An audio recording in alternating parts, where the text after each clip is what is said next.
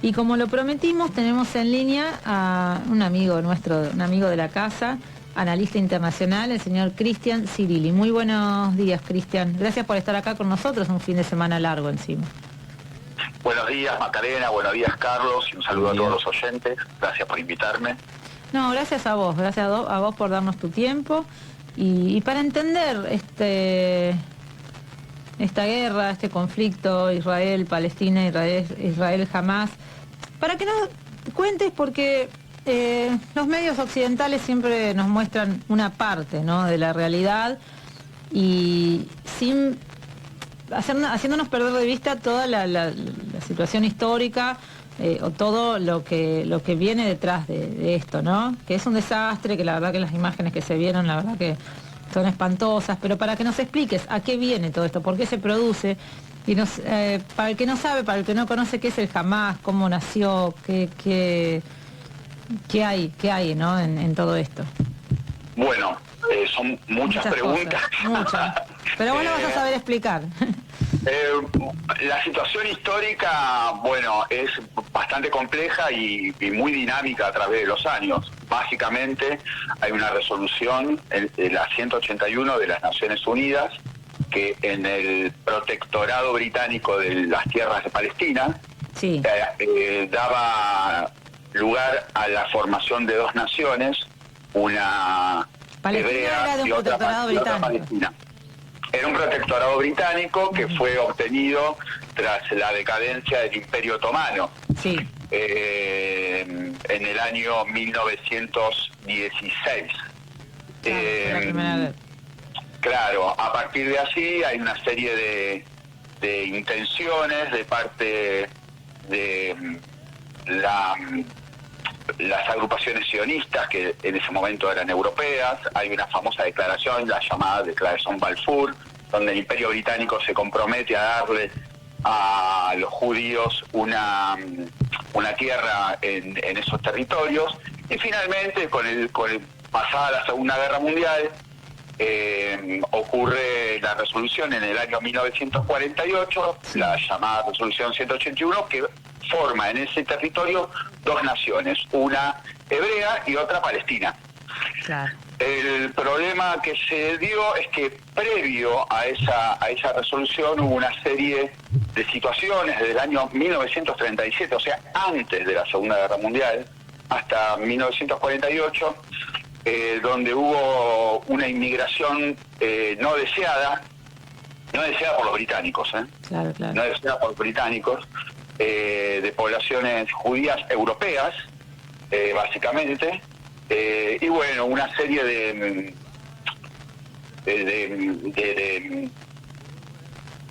no me sale la palabra, es como fueron desplazamientos, Sí, ahí está, de desplazamientos de las poblaciones palestinas árabes,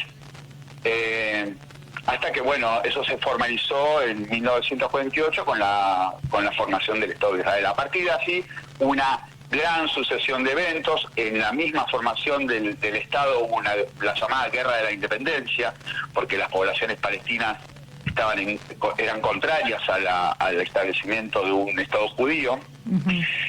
Luego hubo otras series de guerras también, que tienen que ver con la implicación de las naciones árabes. En 1967 es una de las más famosas, la Guerra de los 6 días. Sí. Previo a esto estuvo la crisis de Suez, que también tiene que ver con la formación del pan-arabismo en manos o en cabeza de Gamal Abdel Nasser, el presidente egipcio. Y bueno, y la última gran guerra que se desató de naciones árabes con Israel es la guerra de Yom Kippur, en el año 73. Y acá me quiero detener porque esa guerra comenzó justamente el 7 de octubre de 1973, claro, y este ataque de Hamás ocurrió exactamente 50 años después, el 7 de octubre del 2023. 50 años. Creo yo, no casualmente. En esa guerra del 73, Israel estuvo con serios problemas realmente. Israel ocupaba toda la provincia del Sinaí, toda la península del Sinaí, a través de la guerra de los 6 días, también ocupaba los altos del Golán, que se los arrebató a Siria, todavía los mantiene, y también había ocupado gran parte de la Cisjordania, ¿sí? Lo que se llama la ribera occidental. O sea, de alguna manera Israel se fue, o sea, del territorio... Fue ampliando, se fue con la guerra de ampliando. los 6 días, Claro. con la guerra de los 6 días hizo una gran expansión territorial. Sobre los territorios que serían de Palestina, de los palestinos. Territorios palestinos, territorios egipcios y territorios sirios. Claro. Algunos de ellos todavía lo mantiene, por ejemplo, los altos del Golán todavía los mantiene, basado en un argumento de autodefensa, pero también hay un argumento no manifestado, que es el que de los altos del Golán proviene gran parte del agua potable. Y bueno, los territorios palestinos, Franja de Gaza y la Cisjordania también fueron ocupados durante esa guerra. Hay que tener en cuenta que Jerusalén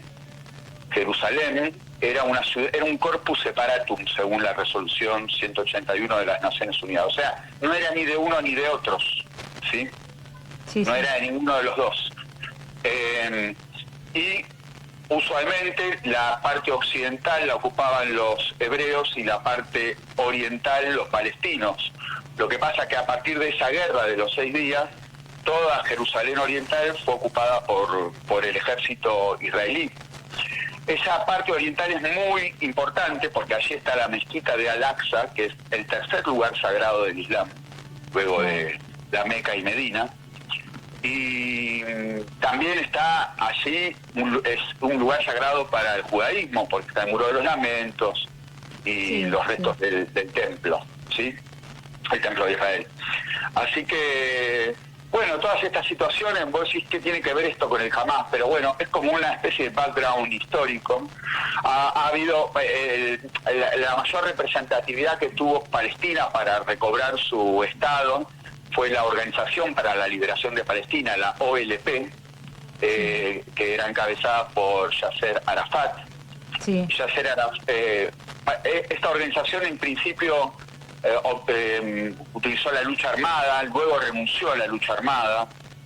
Hay cantidad de episodios de terrorismo por parte de la OLP. Me viene a la mente, por ejemplo, el asesinato de 11 atletas israelíes en las Olimpiadas de Múnich en 1972. Me viene a la mente, no sé, el secuestro de un avión de Air France que lo llevaron a Entebbe, a Uganda, bueno, etcétera. Hay cantidad. Y también hay cantidad de retaliaciones del ejército israelí. El ejército israelí, por ejemplo, invadió el Líbano en el año 82 solamente para destrozar a la OLP, que se amparaba en territorio libanés en aquel entonces. Claro, claro. No sé, están las matanzas de Sabra y Shatila, creo que esas eran las también, que si bien no tuvo nada que ver el ejército de Israel en el sentido de ejecutarlas, sí las permitió, digamos, sí, porque esa zona era una zona que estaba bajo su responsabilidad. ¿Cómo es la forma de vida en la Franja de Gaza? Bueno, a partir de los acuerdos de 1993, los acuerdos de Oslo, en los cuales llegó Yasser Arafat como representante de la OLP, y el primer ministro israelí, Isaac Rabin, se determinó que la Franja de Gaza y ciertas partes de Cisjordania estuvieran bajo la Administración Nacional Palestina, ¿sí? Sí. Perdón, la administración no, la Autoridad Nacional Palestina. Sí, la ANP. Pero bueno, en 1993 se firmaron esos acuerdos y a partir de allí hubo una gran ofensiva de los sectores extremistas, derechistas, ultrasionistas israelíes en contra del Partido Laborista, que había firmado esos acuerdos de paz, y en contra de la OLP. Claro, claro. En ese contexto nacen dos fuerzas equidistantes. Una es el Likud, ¿sí?, que si bien ya existía, adquiere mayor relevancia. Es uno de los partidos o coaliciones de derecha más importantes de Israel. Allí nace Netanyahu, por ejemplo, en ese contexto. Y por otro lado, surge el Hamás en Palestina, que era contrario a los acuerdos de paz de Oslo. Claro. Y esto es importante recalcarlo porque no lo digo yo, lo dice inclusive fuentes israelíes. El Hamás fue apoyado en un inicio por los servicios de inteligencia israelí, justamente para quebrar la homogeneidad y la uniformidad de la posición palestina. ¿Por qué? Porque eran contrarios a los acuerdos de paz, al igual que otras fuerzas israelíes que también eran contrarias al acuerdo de paz. Entonces necesitaban de alguna manera tener... Ellos mismos incentivaron todo. Claro. Sí, también. Por supuesto, no sembraron en tierra infértil, ¿no? Digamos, había posiciones en contra, ¿no? Dentro de la posición palestina. Pero el Hamás se crea en esta situación. El punto de inflexión, Hamás obviamente no solamente estaba en contra de los acuerdos de paz, sino en contra del reconocimiento del Estado de Israel. Por supuesto, cuando se firmó el acuerdo de Oslo, la OLP reconoce al Estado de Israel, fronteras de 1948. Pero bueno, el Hamás era todo lo contrario, sí, era una posición absolutamente equidistante. Claro, claro. Y empieza a tomar relevancia básicamente en la Franja de Gaza, ¿sí? La Franja de Gaza es un territorio de 360 kilómetros cuadrados. Gaza en sí mismo, que es la capital, o la ciudad más importante, digamos, no es la capital, tiene 45 kilómetros cuadrados, o sea, es un territorio muy, muy pequeño, donde hay una densidad poblacional enorme, y aparte está absolutamente controlado, de punta a punta por el Estado de Israel, inclusive sus costas. Puede ser que no tienen agua, no les cortan el agua. No tiene autosuficiencia ni de agua, ni de electricidad, ni siquiera tiene una libre circulación de bienes y personas. Digo, para entender los caldos de cultivo, ¿no? Porque vos Exactamente. Eso me parece que es el punto, es decir, ¿por qué surgen organizaciones terroristas? ¿Por qué alguien se enrola en este tipo de organizaciones? Bueno, ten en cuenta esto, que a partir de 1993, que se firma el acuerdo, Rabin es asesinado en el año 95, y no lo asesina el Hamás, ni los palestinos, ni ninguna entidad pro-iraní, lo asesina la derecha israelí. O sea, con este razonamiento, digo, ¿no? Podemos llegar también a sospechar que esto... A ver, uno no tiene la certeza, pero si uno puede sospechar que no sea algo provocado por ellos mismos también. Bueno, a eso podemos ir una hipótesis, no sé. En el razonamiento. Claro. ¿Qué ocurre? A todo este background histórico estaba ocurriendo dos situaciones en paralelo, tanto en el lado palestino como en el lado israelí. En el lado palestino hay una desconexión, no solamente territorial, porque Palestina está partida en dos, una parte Franja de Gaza y la otra parte Cisjordania, ¿sí? Sí. También hay una disgregación política en Palestina entre el Hamás, que prácticamente gobierna en Franja de Gaza, y el Fatah, que es la heredera de la OLP, ¿sí? Y que lidera en Cisjordania. Sí. Esta diferenciación política, esta grieta política, ha llegado a niveles importantes, porque en el año 2006, en el Parlamento palestino, triunfa con una mayoría de escaños el Hamás, y eso crea un cisma político dentro de las autoridades palestinas. Eso yo te iba a preguntar cómo era el sistema electoral o de gobierno, o sea, ellos... Hay un consejo, digamos, de gobierno con un presidente, pero, digamos, el Consejo Palestino, el Parlamento, sería el que realmente tiene el poder. ¿Sí? Pero jamás está representado ahí en el Consejo, o sea, está representado en el Estado. Está formalmente, pero hoy en día ese Parlamento no delibera nada, está absolutamente inactivo, justamente por este cisma que se crea, que llegó inclusive hasta a niveles de un enfrentamiento entre facciones violentos, ¿sí? Un enfrentamiento material, digamos. Eso por un lado. Entonces, digamos, Hamás está en Franja de Gaza con una representatividad y una posición política absolutamente contraria a los palestinos que están en Cisjordania, que tienen otra posición política. Esto desde el punto de vista de la dirigencia, ¿sí? Claro. Por otro lado, tenemos en Israel, en el año, ahora, en diciembre del 2022, la ultraderecha, o sea, desde el año 95 la derecha está en el poder, prácticamente. Pero ha tenido, digamos, variaciones en su estilo, digamos. ¿Sí? Ha habido una derecha un poco más moderada y una derecha directamente nada moderada, radicalizada.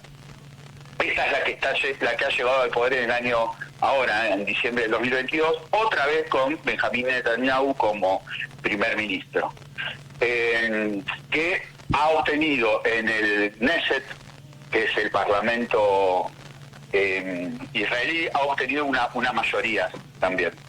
Y no solamente ha obtenido una mayoría ahí, que lo puso a él como primer ministro, sino que ha querido implementar una reforma judicial, donde ya ha dado un primer paso ahora en agosto, donde le baja el poder de contrapeso a la Corte Suprema y a los jueces. Esto es muy importante decirlo, porque esto ha traído una crisis política absoluta en Israel y ha dividido prácticamente a la sociedad en dos.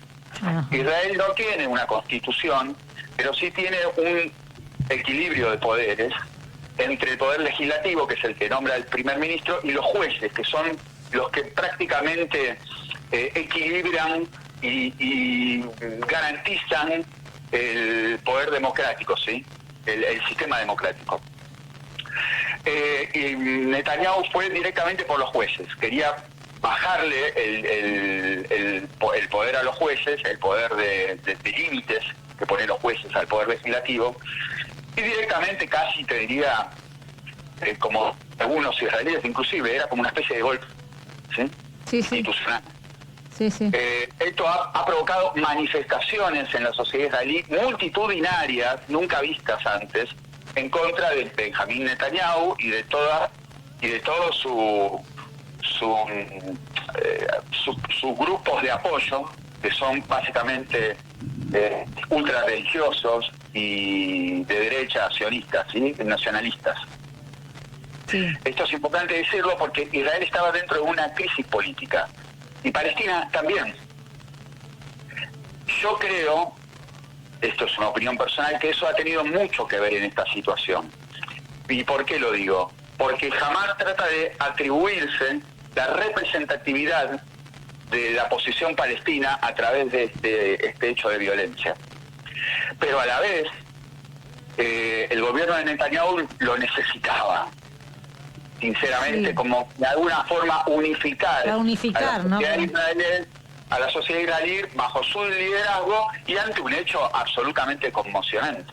No, que fue terrible, De hecho, algunos hablan del 11F israelí, ¿sí? Como un hecho de tan conmovedor y de tan sangriento, hace que realmente mucha gente que estaba en contra, racionalmente en contra de la posición de Netanyahu, y bueno, se plantee también tenemos un enemigo, tenemos que unirnos para luchar contra el enemigo. Nos tenemos que unir ante un enemigo, porque en realidad fue este quiebre en nuestra sociedad lo que provocó este ataque, ¿sí?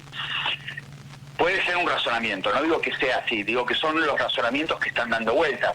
Hoy me enteré que hay en un artículo de Seymour Hersh, ¿sí? Seymour Hersh. Sí, Seymour Hersh. ¿Sabes quién es? Es un periodista muy famoso estadounidense, de origen judío también, sí, que fue uno de los que develó la trama del sabotaje del Nord Stream, ¿sí? Fue el único que se atrevió a decir que fue Estados Unidos con mucha prueba, junto a distintos servicios de inteligencia y militares de los países escandinavos. Seymour Hersh acaba de sacar una declaración donde dice que en realidad Benjamín Netanyahu está acabado y que es un muerto viviente, porque los israelíes, según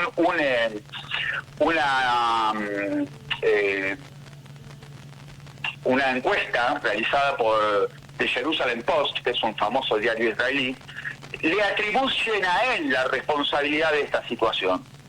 Claro, ¿no? Como diciendo cómo no se pudo advertir o cómo no se pudo Exactamente. ¿Y por prevenir, qué o se lo cómo con toda atribuyen a él? claro, con toda la capacidad de inteligencia que tienen, cómo no lo Yo te pudieron pregunto, saber. 360 kilómetros cuadrados, y Gaza City, 45 kilómetros cuadrados, hacinamiento total, una vigilancia extrema de punta a punta, Por eso. inclusive en las costas, 51 kilómetros de frontera común entre la Franja de Gaza e Israel. Nada para el ejército israelí que no pueda controlar. Vigilancia satelital, vigilancia de cámaras, inteligencia artificial utilizada para los biotipos, de identificación de rostros, etcétera, infiltración por parte de los servicios secretos de israelíes, Mossad también. Sí.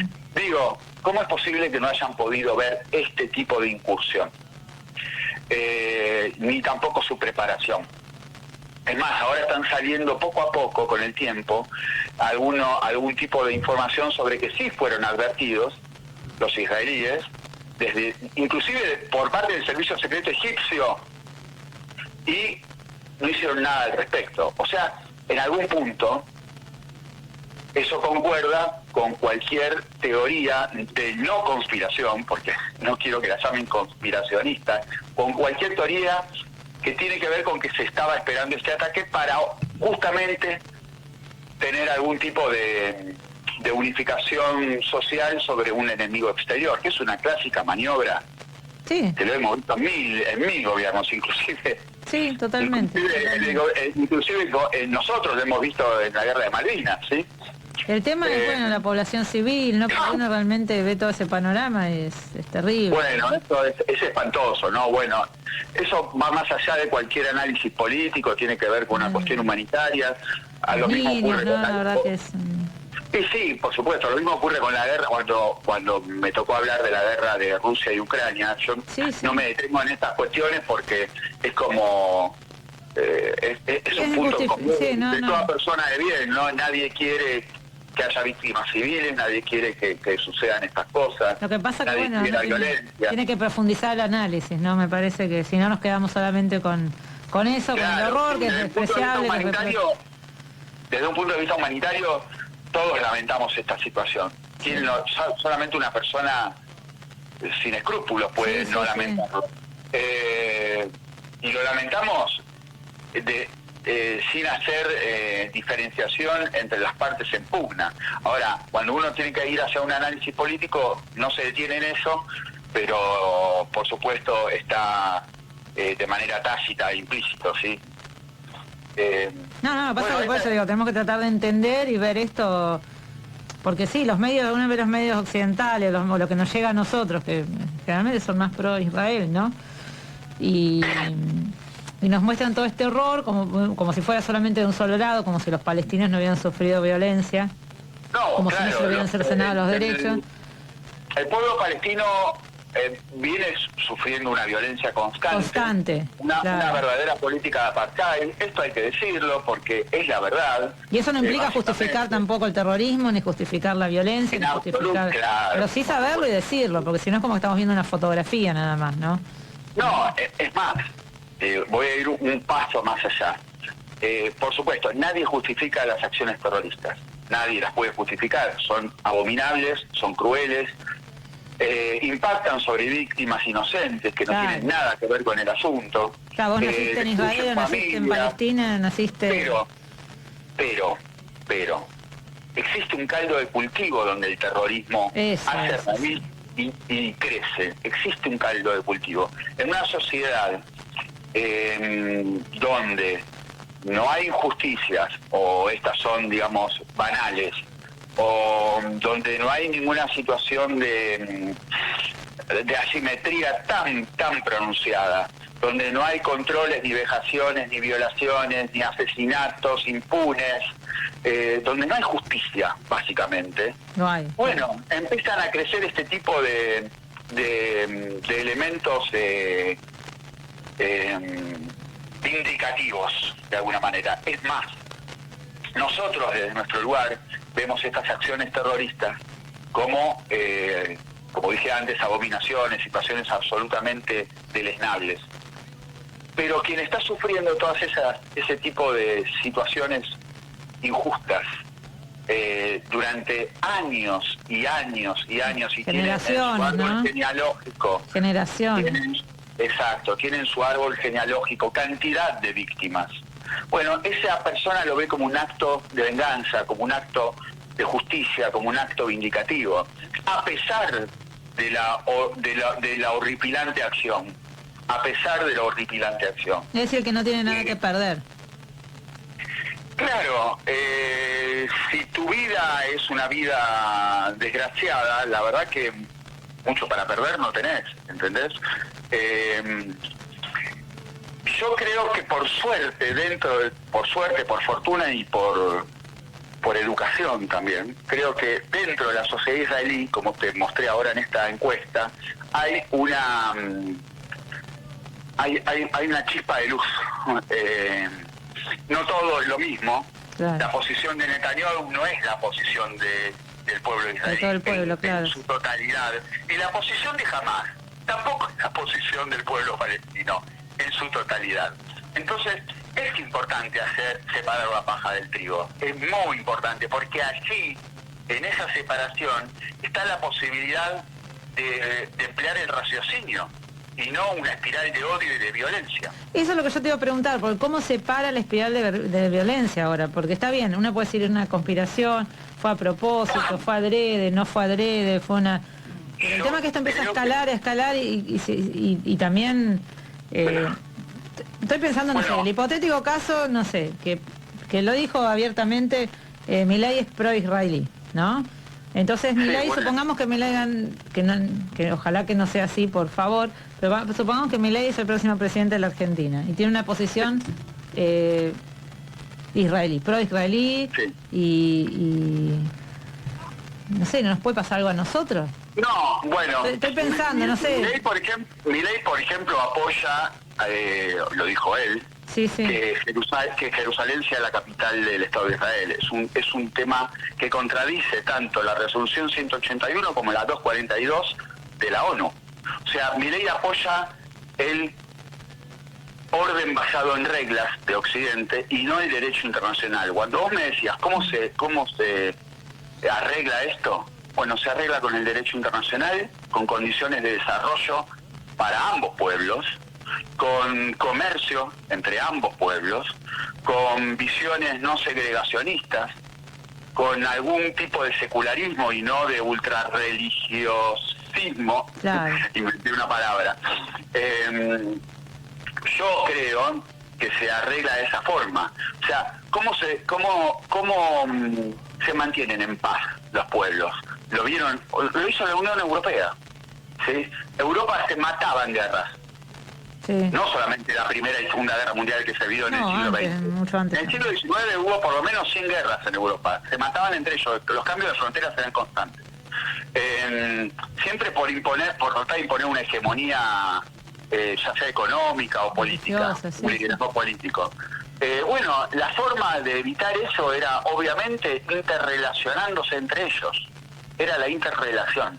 Ahora, cuando hay posiciones de segregación, justamente lo que haces es cancelar la integración, desconoces al otro, no lo conoces, y lo desconoces, las dos cosas, no lo conoces y lo desconoces. Y de alguna manera creás la otredad, ¿sí? El otro es un ajeno. De hecho, hoy había declaraciones que de algunas posiciones extremistas que hablaban de que los palestinos eran animales humanos. Cuando vos decís, lo escuché yo, eso, sí. Bueno, cuando vos decís una expresión como esta, los animales, estás quitando la humanidad a la otra persona, por lo tanto no la desconoces como alguien semejante a vos, con derechos, con sentimientos, con derecho a vivir, con derecho a defenderse, inclusive. Claro. Porque, por ejemplo, siempre se habla del derecho a la defensa de Israel, que lo tiene, subrayo, que lo tiene, pero también hay un derecho a defenderse de los palestinos. ¿Por qué no lo tienen los palestinos, ese derecho? Si es un derecho que es atañe, digamos, a los pueblos. Sí. A mí me llamó la atención una cosa de todo esto. Apenas sucedió el evento, a las pocas horas, hubo una exposición mediática del primer ministro Benjamín Netanyahu diciendo que estábamos en guerra. No Sí. dijo bajo un ataque terrorista. Y esto es guerra, importante sí. señalarlo. ¿Por qué? Porque se está en guerra contra otro pueblo, contra otra nación. Y si estás bajo ataque terrorista, las metodologías de retaliación son diferentes. Deberías detener a sus miembros, deberías juzgarlos y luego condenarlos, inclusive a muerte si la ley lo permite, ¿sí? Pero cuando estás en guerra contra otra nación, eso implica otras metodologías, es la legítima defensa, ¿sí? Por eso dijo en guerra y no dijo bajo ataque terrorista, a pesar de que era un ataque terrorista de una facción. Claro, no era de un Estado, claro. Entonces ahora, al decir estamos en guerra, tiene, entre comillas, porque en realidad no lo tiene el derecho de arrasar la franja de Gaza, como la están arrasando. El jueves arrojaron 5.000 toneladas de bombas. El jueves. No. Terrible. Han hecho realmente... Este tipo, a ver, ¿cómo decirlo?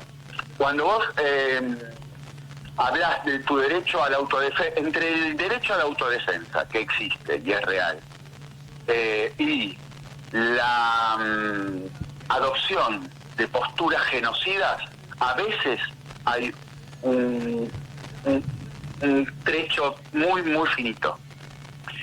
¿Sí? Porque vos tenés derecho a autodefenderte, pero no con un uso desproporcionado de la fuerza. Claro. Esto ocurre inclusive en la ley penal. Si a vos te atacan con un palo, vos no podés matar a la otra persona en defensa con una ametralladora. Claro, la legítima defensa tiene que ser vos lo sabés como abogada. Sí. Bueno, en el derecho internacional también ocurre. Si a vos te ataca una facción terrorista, vos no podés defenderte con un ejército arrasando a un pueblo entero. Porque claro, eso es una actitud genocida directamente. Por eso, ¿cómo se arregla esto? Y se arregla con el derecho internacional, con la aplicación del derecho internacional. Algo que están pidiendo muchos pueblos, lo ha pedido, por ejemplo, el bloque del sur global en el G20, lo ha pedido el BRICS varias veces. Vos fíjate qué pueblos los piden. Sin embargo, Occidente, que salió instantáneamente a respaldar el derecho a la defensa de Israel, en realidad lo que está diciendo Occidente es que Israel está tomando posturas que el mismo Occidente toma. Entonces, por supuesto se siente identificado con esas situaciones, ¿sí? O sea, la cancelación del derecho internacional y la adopción del orden basado en reglas, que no significa ni más ni menos que la realpolitik del poderoso. Esto que estuvimos hablando también cuando abordamos el tema de Rusia, Ucrania, la multipolaridad, el respeto también a los estados, a la independencia económica, a la independencia de sus recursos, porque acá también creo que más allá de las cuestiones religiosas hay un tema de imperialista y también de recursos y de apropiación de lo que no corresponde, ¿no? Que no se lo respeta a los pueblos. Justamente a mí, yo hoy contigo utilicé la expresión derechas e izquierdas, Sí. Pero no es lo que más me gusta a mí utilizar. A mí me gusta más utilizar posiciones imperialistas o posiciones soberanistas. Claro. Porque yo creo que eso es lo Ahí que está el debate, me parece. En el germen del asunto. El imperialismo no lo inventó ni la derecha, ni la izquierda, ni Carlos Marx. El imperialismo viene de la época mucho anterior, ¿no? Roma era un imperio y el imperio británico con la reina Victoria tenían posiciones imperialistas, y las posiciones imperialistas no se diluyeron en el tiempo, al contrario, se fortalecieron, claro. Obviamente a través de otras metodologías, ¿sí? Y a través de una postura de suavizar el discurso y el relato, ¿sí? La verdad que Cristian, es re interesante, ¿no?, poder charlar y tener estos intercambios, porque yo sé que son cuestiones muy difíciles de abordar, con mucho contenido histórico, claro, por supuesto. Pero sí, el que está escuchando del otro lado, que por ahí no conoce mucho, o se queda con lo que ve en la televisión, que como decimos es un recorte de la realidad, que le dé esto de por ahí decir, bueno, voy a investigar, voy a seguir conociendo un poco más, porque no nos quedemos, por eso digo, la televisión y los medios occidentales y los medios hegemónicos que tenemos nosotros acá, nos recortan una partecita, como pasaba también con... Y nos recortan de nuestra propia realidad argentina, que uno tiene por ahí más acceso, y mucho más con los temas internacionales, mucho más complejo, porque para nosotros también es mucho más complejo llegar a la fuente, llegar a los testimonios, o sea que la verdad que poder tener esto es muy valioso, la verdad. Los temas internacionales siempre son espinosos, porque por supuesto hay argumentaciones para todo, y hablar de ciertos temas, el tema fundamental de los conflictos árabe-israelíes o palestino-israelíes, siempre tienen una connotación aún superior, porque siempre se ponen en juego descalificaciones, sí. No sé, si yo argumento algo que coincide con alguna posición palestina, inmediatamente me convierto en un antisemita. Sí, Si digo exactamente lo contrario, inmediatamente me convierto en un instrumento del sionismo. Y no es ni una cosa ni la otra. En realidad uno lo que intenta es comprender la complejidad de la situación, claro, que evidentemente es muy compleja, que tiene una situación de injusticias continuas desde la misma formación del Estado de Israel en adelante. Si nosotros analizamos, y si vos lo ponés a analizar dando unos pasos hacia atrás, digamos, en la mirada, el mismo Estado de Israel es una especie de Estado colonial europeo que se forma dentro de un proceso de descolonización. Por eso cuando a mí me hablan de que es un conflicto religioso, no, y para mí no lo es, sinceramente. Árabes y judíos han convivido en el mismo territorio 1000 veces y nunca han tenido mayores conflictos. Es más, cuando esas mismas comunidades salen de ese territorio, conviven también. Por ejemplo, en nuestro país. Por ejemplo, los judíos ortodoxos están en contra del sionismo. Bueno, claro, muchos. Claro, pues no es religioso, no es un tema religioso. Mucha gente quiere vivir, la gran mayoría de la gente, vamos a ser sinceros, quiere vivir en paz. Quiere vivir en paz, quiere tener su familia, desarrollarse, viajar. Como nosotros acá, sí. Quiere vivir una vida tranquilo. Nadie quiere vivir un estado bélico de tensión y de venganza continua como si fueran los Montesco y los Capuleto. Nadie quiere vivir eso. Eso es destructivo destruye familias, generaciones enteras. Ahora bien, ya te digo, por suerte hay también situaciones, hay opiniones en Israel que advierten cada vez más este tipo de maniobras. Por eso esta encuesta a mí me resultó absolutamente reveladora y te digo, feliz me resultó. Porque digo, qué bueno que haya una mirada así. Sí. Ahora hay que ver eso, qué fuerza política tiene para imponerse, ¿no? O para organizarse. Claro, porque, eso se te claro, ese es el problema, porque a veces también, digamos, manipular el odio, manipular la violencia es mucho más fácil que construir situaciones de empatía. Totalmente. Lo sabemos nosotros. A nivel político, acá se ha manipulado las diferencias, el odio de una manera atroz. Mira, lo vemos continuamente en los medios de comunicación. Justamente, porque la verdad que quería, este es el último programa antes de la veda, porque ya la semana que viene vamos a estar vedados en lo que respecta a la campaña, y somos muy respetuosos de eso, de los tiempos. Y me gustaría mucho conocer tu opinión, como analista político también, de cómo se está dando la campaña, cómo estás viviendo, qué expectativas tenés para las elecciones acá, ¿no? en nuestro país. Bueno, yo creo que se viene dando un cambio paulatino, que no sé si va a alcanzar por una cuestión de tiempo, en la posición de las personas, de los potenciales votantes. Si bien obviamente la situación económica no ayuda, las últimas medidas que ha tomado Sergio Massa me parecen en general positivas. Obviamente en un mare magnum de descontrol, donde operan muchos factores, algunos de ellos, o la mayor cantidad de ellos, destructivos. La última corrida cambiaria bancaria fue muy fomentada por una facción política. Sí, claro. Muy fomentada. Es más, lo voy a decir, fue fomentada por la Libertad Avanza, ni siquiera por el PRO. o por Cambiemos, ni siquiera por el Cambiemos. No, que estamos en la dolarización, que el peso no sirve, que es una porquería. Sí. Ha sido a un nivel de evidencia, que está bien. Un poco marca la antesala de lo que harían ellos de llegar al poder, ¿no? Ese caos financiero económico, que es paradójico, porque por un lado dice que vienen a arreglar el asunto, pero digo, todas las declaraciones y acciones contribuyen a un caos financiero económico, que te digo que es como una guerra, porque destruye también los patrimonios, es como si fuera una bomba. Ay, no, una bomba financiera. Te sacan toda capacidad de proyectar. Por el otro día yo te juro que ese día me escribían clientes, ¿y qué hago? Y todavía gente que por ahí, no sé, tienen juicio laboral, que todavía no salió la sentencia, que todavía hace falta un montón, y no, yo no sé qué va a pasar con mi plata. O sea, genera una preocupación, claro, una angustia. Y yo explicándole a cada uno, no, la verdad, y me voy a quedar sin nada. Y gente que por ahí tiene, no sé, $200, no sé, guardados, o tienen plazo fijo. Bueno, eso lo planteó de una manera excelente Naomi Klein en la doctrina del shock.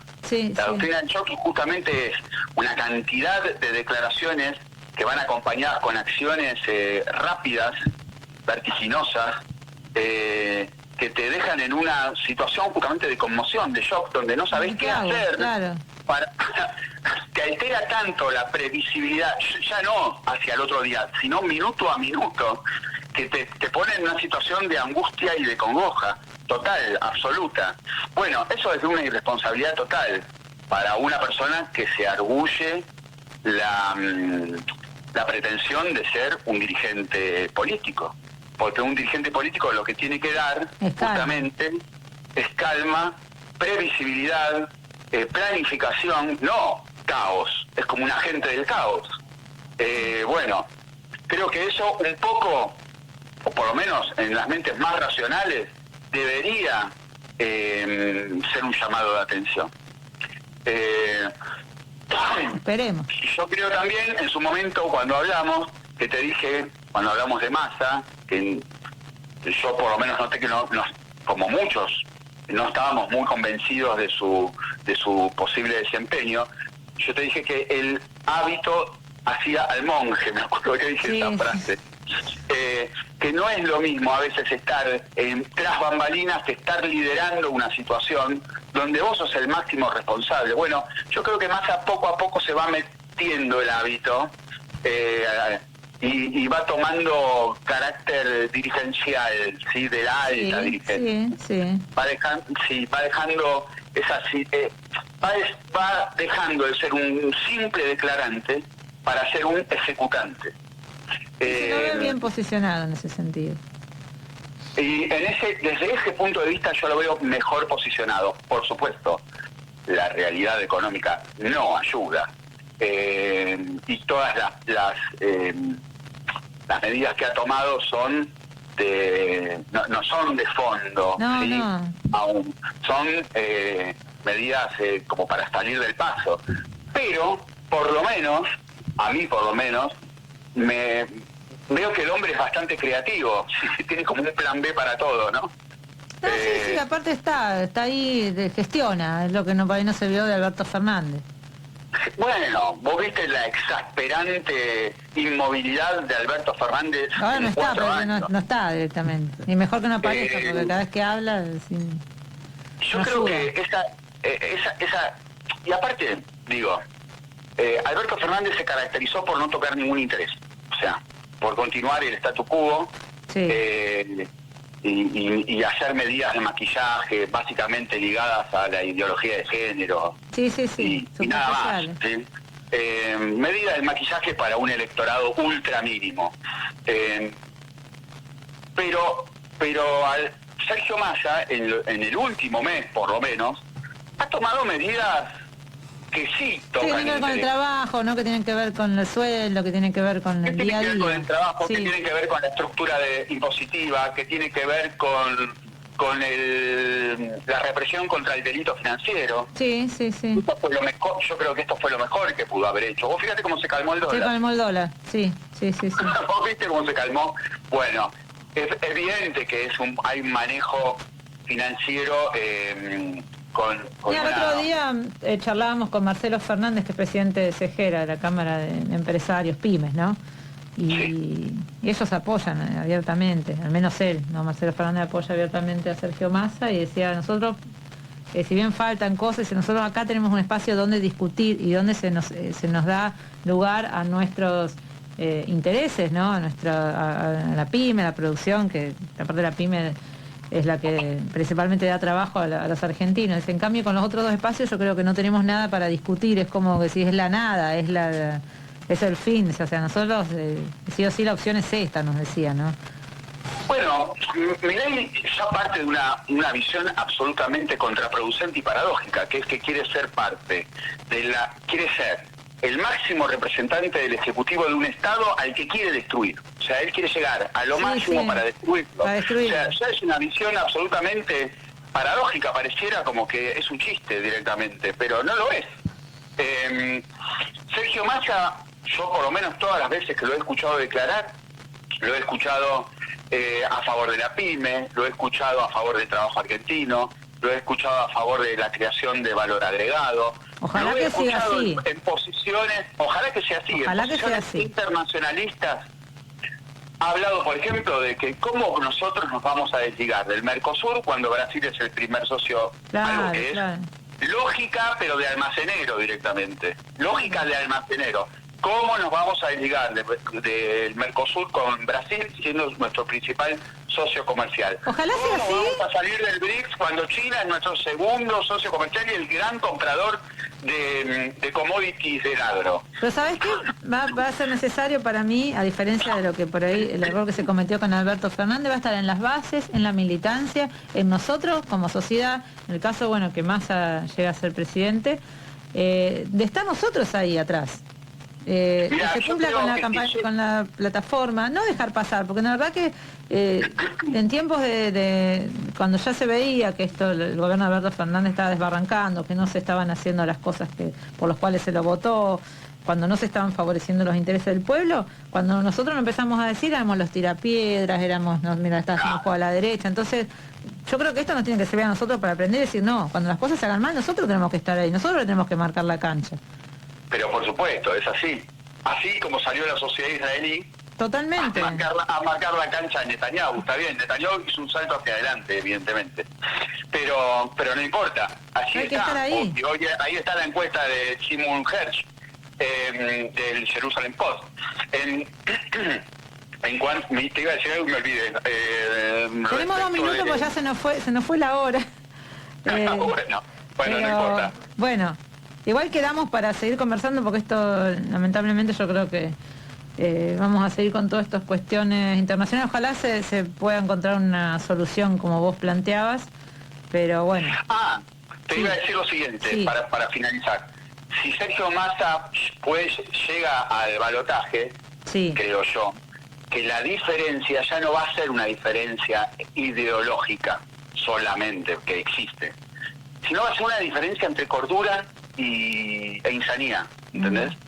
De hecho, vos fíjate cómo son las cosas. El otro día me enteré que él quiere poner un test psicotécnico, que llevó un proyecto al Congreso para un test psicotécnico para ser presidente. No sé si te enteraste. Sí, algo. Bueno, o sea que yo esto lo había escrito hace más o menos, creo que antes de las PASO. Dije, si llega, ya la diferencia va a ser esa. O sea, la elección va a estar planteada en esos términos. Y me entero hace un día de esta situación. Y bueno, digo como que era muy previsible, ¿no? Esta situación. Bueno, hay que ver qué es lo que dice el voto del electorado. Claro, el electorado en las urnas, claro, porque también está esto de que mucho, que explote todo, que reviente todo, y yo creo que no es por ahí, tenemos que ser conscientes que no es por ahí. ¿Y el portaaviones norteamericano qué tiene que hacer ahí cerca de Israel? Nada, absolutamente nada, es una demostración de fuerza, una demostración de músculo, como se dice. Por supuesto, algo que no hablamos tiene que ver con las connotaciones regionales de este conflicto, ¿sí? Porque nosotros o por lo menos yo lo circunscribí en un asunto histórico y de la actualidad interna de cada una de los lados en pugna. Pero hay una situación regional que también hay que tener en cuenta, que es la acusación de Israel de que el Hamas fue manipulado por la República Islámica de Irán. Ah, sí. Sí. Ojo con eso, porque ese movimiento estadounidense de mandar un grupo de portaaviones al Mediterráneo Oriental, que entre paréntesis se conecta muy rápidamente con el Mar Negro, o sea, desde el Mediterráneo Oriental está a tiro de pichón del Mar Negro. Ojo con eso también, que es el escenario de la guerra con Ucrania. Cristian, sí, vamos a seguir hablando de esto, pero ya tengo que hacer el corte. Te agradezco muchísimo por esta conversación y que tengas un excelente fin de semana. Igualmente para ustedes, un abrazo grande. Abrazo enorme y muchas gracias. Bueno, nos vamos a un corte, estamos hablando con Cristian Cirilli, analista internacional. Quédense ahí, que ya volvemos con más otras voces. FM Crisol, inicio de espacio publicitario.